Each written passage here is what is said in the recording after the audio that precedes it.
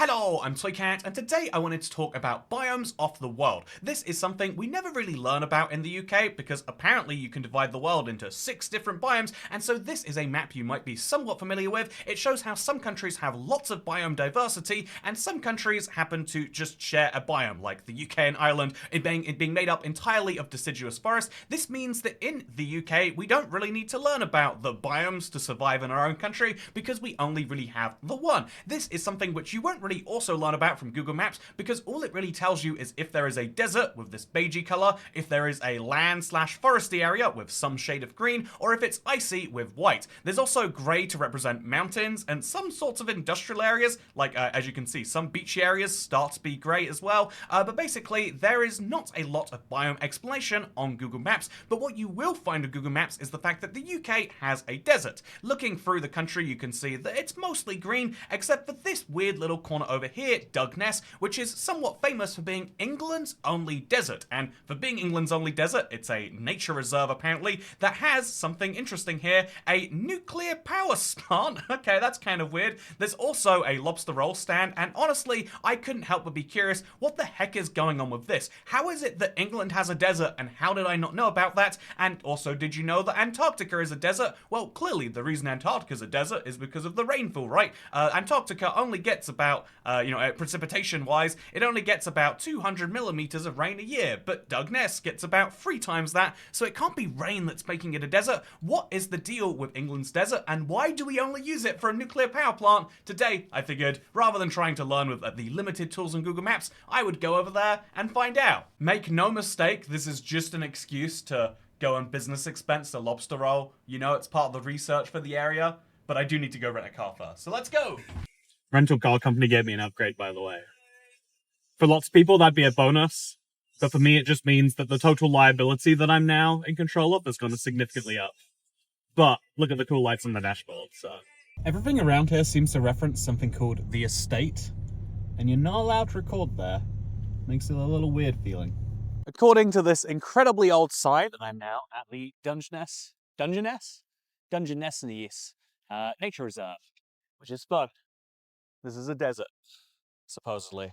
This part of the nature trail is that meme, you know, when the trail, Anyway, it apparently leads to a beach, which is not a very normal looking beach. It's not a very normal looking desert, is it? This would be a perfect place to recreate the shot from the Cayman Islands video, and since they're just both beaches in the UK, honestly, let's go ahead and do it.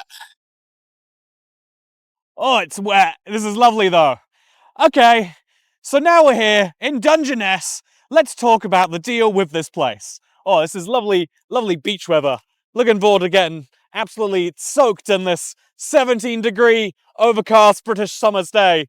But yeah, Dungeness is remote and isolated from the rest of Kent, the county which it's in. There are just a few houses you can see from above. They're all very bizarrely separated. And then there's a lighthouse, there's an RSPB reserve, and there's a nuclear power plant over there. But even this is decommissioned. So really it is this weird extremity of a place that is already an extremity of the UK. And I think this is what leads to all the weird rumors about this place. Some more paranormal than others, but one of those rumors sounds like the most true fact because Dungeness is of course a desert. Look on Google Maps, it backs that up. Except looking on Google Maps, you'll see that beaches are marked as desert because this isn't what it's truly representing. Instead, the yellow is just there to be like, yeah, it's sand that we're seeing, and there's sands in both deserts and on beaches. And so, why is it that Dungeness isn't a desert if it's sandy and desolate and looks so biodiverse when compared to the rest of the UK?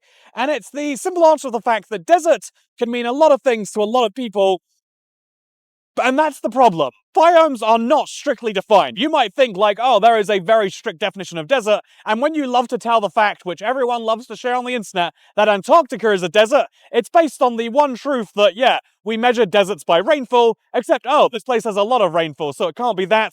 The other way we would choose to measure a desert in the biome sense, for most biome definitions, is a stark difference in temperature between day and night, something you won't find here. So if I can interrupt past Toycat, the 2 main definitions of desert don't apply, And the third definition only sort of barely does, and that is because of the definition of Biome. which, if you've ever looked up, a Biome is a large naturally occurring community of flora and fauna occupying a major habitat, e.g. forest or tundra. This is something which seems very well defined until you start to look into the key questions such as what are the 7 major types of biome, which obviously isn't to be mixed up with the 12 biomes of Earth, or the 8 major biomes of the world, which obviously isn't to be confused with the 5 major types of biomes, which is what the National Geographic Society will say. There are a very, very confusing number of biomes in the world, which is why when you try to categorize it into 9 biomes, it's different to when you categorize it into 20 biomes, which is different when you categorize it into 10. As you can see, Iceland is half split into tundra and mixed and deciduous forest, except actually, you know, when I said mixed and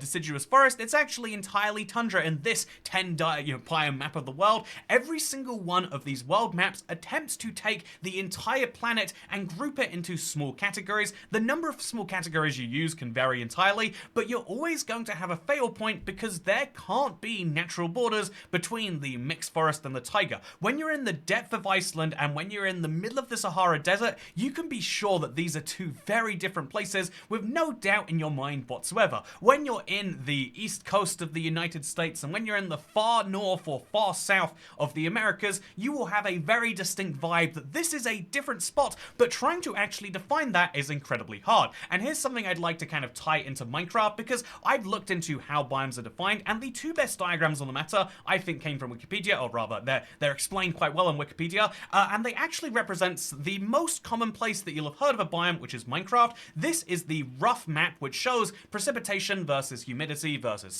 temperature. It's more or less how Minecraft used to define biomes when they first added a bunch of them about 12 years ago, but recently they switched to a model that looks more like this one, which apparently is based on the real world, where it's much smoother, kind of more adjustments between the various different places. That means that a given spot in the world can be between a couple of biomes, but fun fact, both of these biome models are used, and both of these biome models are ignored in certain places when people have a certain area of the world that they want to label one place or another. There is no strict definition for what this part of the world should be. Is it a mixed and deciduous forest? It is a steppe, or is it a taiga? Well, it depends on the map that you're using, and honestly, this is because it depends on the model in which you use for the world. People who live there know what it is, it's what they know, but when you're trying to define biome, you're by and large trying to define huge swaths of the world as being the same, something which will prove foolhardy and will eventually cause you to have some ridiculous issue on your own level. And I just want to mention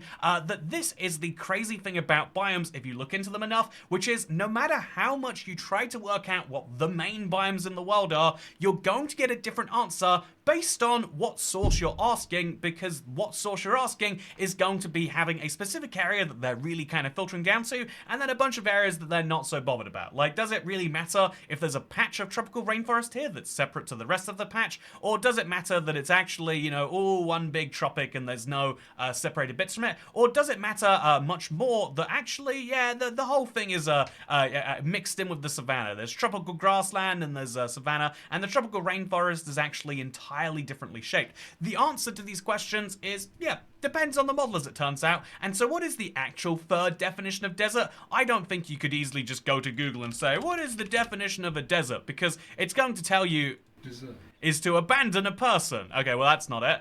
Or it's going to tell you that it's people leaving a place or a quality of fail or being most needed. These are all very useless. Even if we use the Wikipedia definition for desert, a geographical feature category, a desert is a landscape where little precipitation occurs and consequently living conditions create unique biomes and ecosystems, which then itself is saying that a desert in the real world is where there are unique biomes, which means we more or less think of it as being like this, which means we're either using this visual or we're using the idea of low precipitation, neither of which actually apply to Dungeness. So why is it that Dungeness is called a desert while not meeting any of the criteria? And I think that the simple answer is that we usually describe, we like to imagine the world as being black and white things. Countries have a capital city. They can't have a disputed capital city. Countries have a certain amount of land area. You can't have a disputed land area, except fun fact, because of how coasts work, you absolutely can. But anyway, we'd like to believe that the world is black and white. We choose to see a world that can deal in absolutes. We are not the people in Star Wars that do that, presumably the bad guys. Instead, we choose to describe the world using categories that often overlap. It's like how tomatoes are a fruit and a vegetable. It's like how you might know pretty well, without any classification, what makes something breakfast, lunch, or dinner. A bowl of cereal doesn't need any classification to be described as a breakfast, and indeed, every now and then, there's a weird piece of food that transcends a category, such as pizza, which, fun fact, is healthier for you than a bowl of cereal. It's a similar number of calories, but slightly lower on the carbs, slightly higher on the protein. Ultimately, it's the same thing with the designation of the world into deserts or into plains or into anything else you want to describe it as. Biomes do have definitions, but because there's so many, none of which perfectly line up, ultimately, the actual difference between these things comes down to vibes, and vibes are often right. You can be in the Sahara Desert, and no matter how you're going to classify it, it feels like a desert. I've been in Las Vegas, and it feels like a desert because it's not very tropical there. And so every now and then there's just a little hole in that theory, and sometimes the hole in that theory is somewhere that you haven't even gone to yourself, and so it just sounds right. But let me tell you, from the from the wetness of the ocean, and from the not very not very different temperature from day to night here, let me tell you that ultimately Dungeness isn't a desert, although in the same way that nothing is truly a desert. If we all said that this is a desert, then it sort of becomes one, but that's a more complicated point for another time. Although I guess before we go, I think I meant to eat some food. Got some tax reasons for that. But yeah, look, nuclear power plant. Oh, and in case you're curious about the lobster roll, by the way, apparently it's not lobster season. I don't know when it is, but it's June. But I did get myself a scallop flatbread, and I have to include this in the video for it to be a valid business expense. So it's homemade flatbread, homemade chili jam, homemade scallops, as much as that can be a thing. Let's see what it tastes like in one complete package.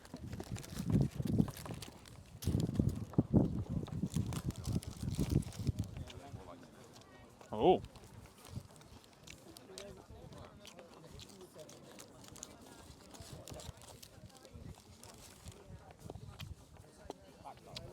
I've only ever had scallops deep fried, and so I assumed they were like a cheap thing before.